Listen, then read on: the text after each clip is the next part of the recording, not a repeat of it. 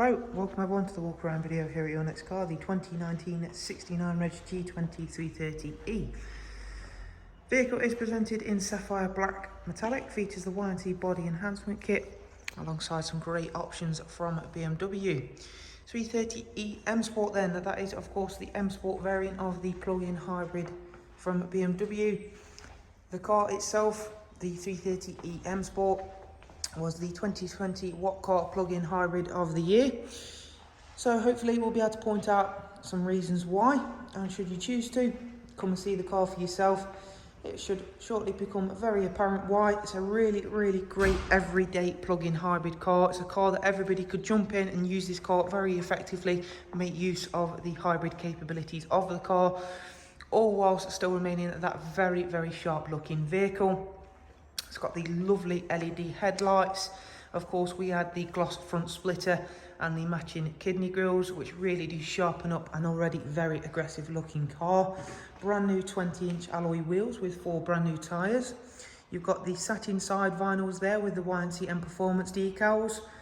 Gloss sill extensions, which again work nice and subtly on this colourway, but again, very effective. Charging any of the eDrive range BMWs is nice and easy. You simply pop that flap open there, insert the BMW provided charging cable, and it is as easy as so. Charge time, now that will vary of course, but generally if you're charging it from a household 3-pin socket, it will take around about 3 to 4 hours from stone dead flat. Now again, that will vary on of course when you are charging it, so at a peak time it may take a little bit longer, but generally what large amount of plug-in hybrid owners will do is leave it on overnight.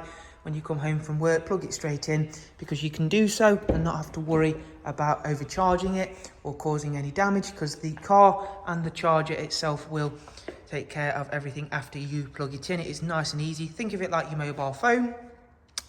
Colourway inside this one then is the Oyster Vanensky leather with the black stitching. Really nice colourway. I think one of the best with the exterior. This one has got the technology package then, so we've got the Harman Kardon. We have also got some other features which we'll get to. Lovely ambient lighting, which you can of course change that colour if you'd prefer something different. Rear privacy glass on this vehicle, and again that does make all the difference to the whole exterior look. Inside the back then, there is a 3-seat Isofix rear bench with the central folding armrest. And again, despite this car having the batteries and electric motors on board, you really don't lose any of the interior space, which again goes in this car's favour of course. You don't want to be losing any of that. Around at the back of the car, we've got the swooping rear 3-dimensional rear lights, the carbon effect rear diffuser, twin exit exhaust, gloss black rear spoiler. Boot space, now you do lose a slight bit of boot depth because as I've mentioned, there are of course batteries and electric motors to consider. This is how easy it is. Plug that part in where I've already showed you. That's a 3-pin socket, so again you'll be used to those by now I'm sure. Comes with split folding seats as standard, so again it makes up for that little bit of boot depth loss. The range has been extended on the G20 models from this car's predecessor, all the way up to 37 to 40 miles of estimated electric range. So again, that will vary on your driving style, driving conditions, and how loaded or unloaded the car is. For example, if you have a full car full of people, one driver, passenger, and of course 3 people in the back and a boot full of luggage, of course that will drop down somewhat, but again, that is of course all part and part of it. But generally so, it's really nice and easy to obtain the BMW estimated electric range. In here then, we've got the lovely live cockpit. So if we start the car, and yes, it will start utterly silent, which again takes a bit of getting used to, but is really enjoyable once you are used to driving around in utter silence. Once we've got rid of the standard service messages and the fuel warnings, as you can see there then, that lovely centre map view, which again you can configure should you want something different in the middle. But you've got plenty of useful information there in the middle.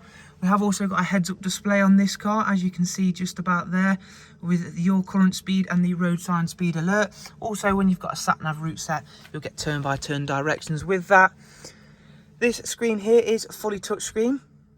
So again, it is really nice and quick and easy to use, and I'm sure of it that anybody could jump in this car and use it very effectively because of how easy BMW have made it. But don't worry, if you don't like touchscreen, there is an iDrive scroll wheel just there. So that's the nav. You've got tons of ways to keep connected. You've got regular Bluetooth and audio, as well as Apple CarPlay and Android Auto. I know the Apple CarPlay and Android Auto is hugely important to a lot of car buyers now. It's one of the must-haves.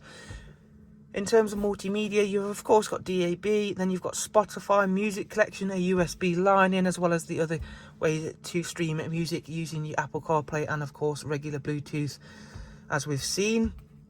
As you can see, this menu is configurable also, so again, if you wanted to add a different widget or move things around, you can do so nice and easily. Car service, of course, because it's still got a 2-litre turbocharged petrol engine up the front, we still need to service the car.